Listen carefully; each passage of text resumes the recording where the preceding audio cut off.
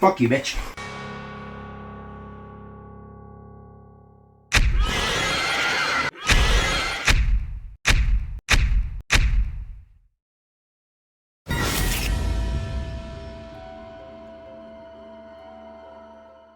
Yo, what's up, horror lovers, and welcome back to another review.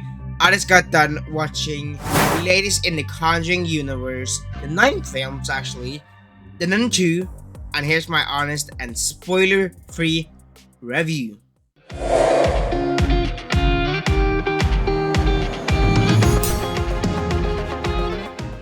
So in this movie, we follow Sister Irene 4 years after the events at the Abbey of Sankara.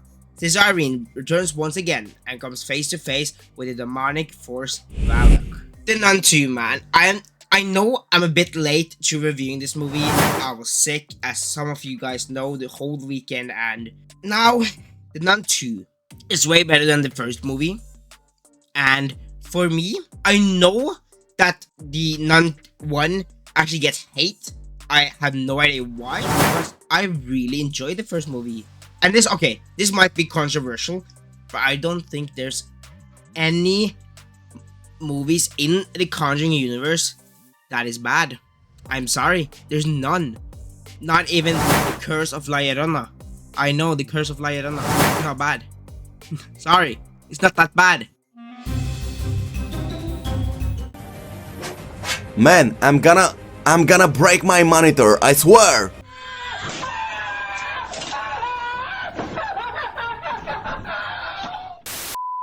Blame me.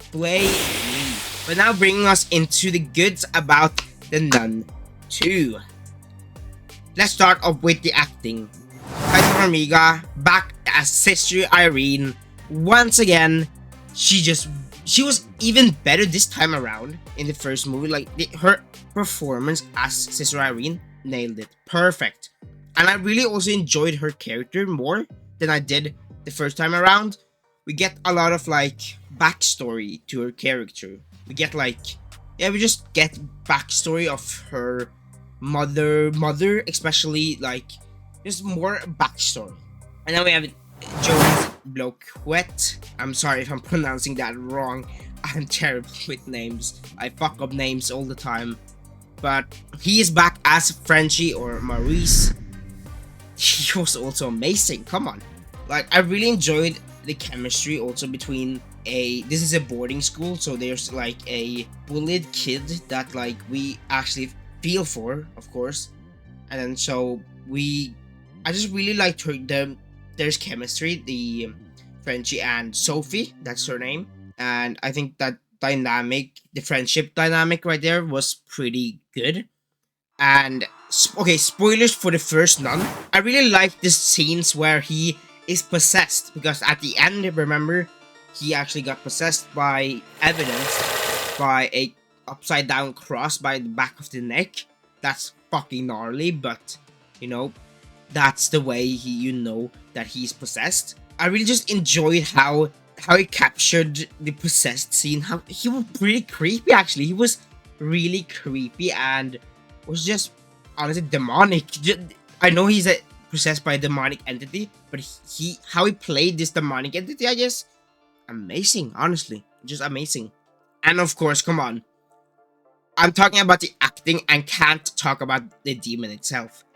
Bonnie Aarons as Valak. She too, just really good.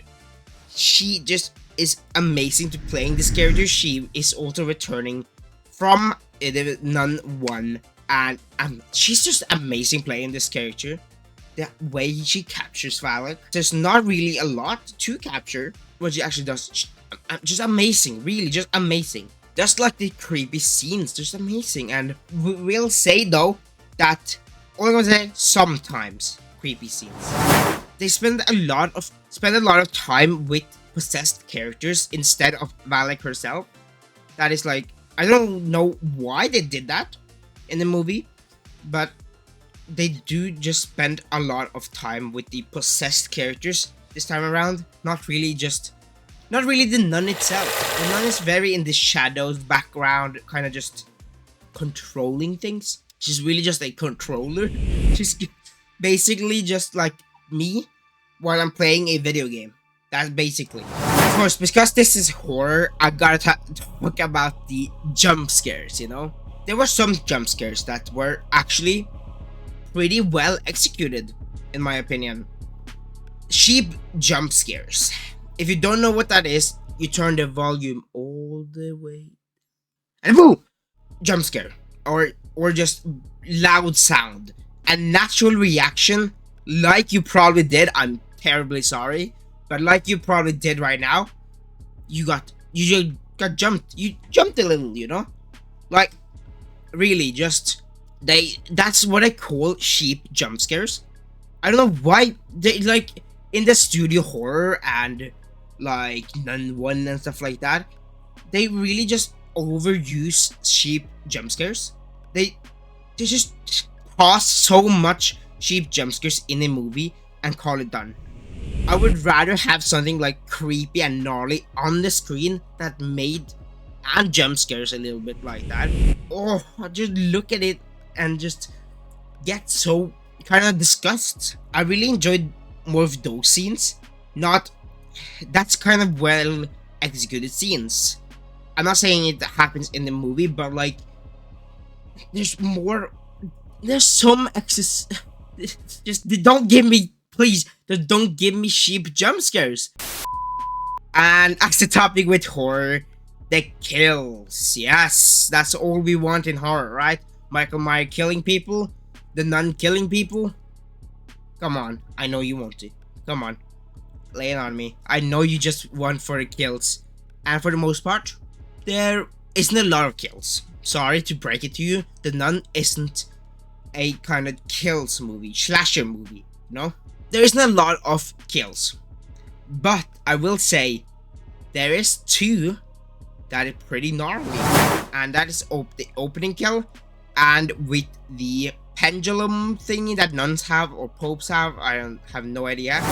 Oh, those kills were gnarly, and I was just sitting there like, holy shit. Oh my god damn. And then we have Michael Chavez directing this movie. You know what? Not that bad of a director.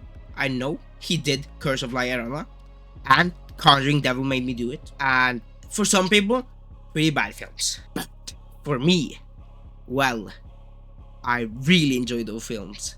Even though Curse of La Llorona is my least favorite in the Conjuring universe, I still really enjoyed it. And Devil Made Me Do It is probably my top 5 favorites. So it's really it's good. Devil Made Me Do It is really good. And I'm sorry, it's really good. But now I wanted to talk about the third act. For many people, I think the third act is going to be a bit much, I think, and kind of weird. But for me, I found it alright. Not the best of third acts or anything, but I found it alright. It is when she brings all her forces. We get a insane look at her, like just insane, and she just brings all her forces and just using it, and it was honestly intense and cool. So overall, I really enjoyed this movie, but I also have some negatives. Of course, this isn't perfect, so here's my negatives. I think the biggest negative about this movie I can say is that the ending does feel a bit anticlimactic and uneventful. It honestly just loses its steam, and just the build-up isn't there. It's very uneventful and anticlimactic. And then of course I have some small negatives. Like I said, Valak isn't even in this movie a lot, even though it is a TheNunMovie, Valak movie. So they just spend so much time in those possessed characters. That's just, honestly, that's one of my biggest and small negatives at the same time. But you know, this overall I really enjoyed it. So let's go to the ranking. For the Nun 2, I'm going to do something a little different. I'm going to be ranking it with horror instead of cinematography, as I usually do. And for horror, I'm giving it 2 points. Look, honestly, there was just the jump scares and the kills weren't there. Most of the jump scares were sheep, and the kills were just, there isn't a lot of kills, and just dispense way too much time in the possessed characters, not Valak herself, but it was alright. I had some few scares, like really good scares, well executed scares, but it was nothing too crazy. And now for acting and dialogue, I'm giving it 2 points. It was fine, the characters were pretty good, but I feel like some people are not gonna like some of the characters, as I've seen in other reviews. Some don't like Deborah's character or anything like that, but I find it alright. And now for storytelling, I'm giving it 2 points. The only thing that kept it down for me is the ending. I feel it feels just very anticlimactic and uneventful, and just honestly, this whole movie was honestly just a lead up to probably the 4th Conjuring movie. Now, did I like it? Does it deserve 1 more point? Yes. I found it very enjoyable.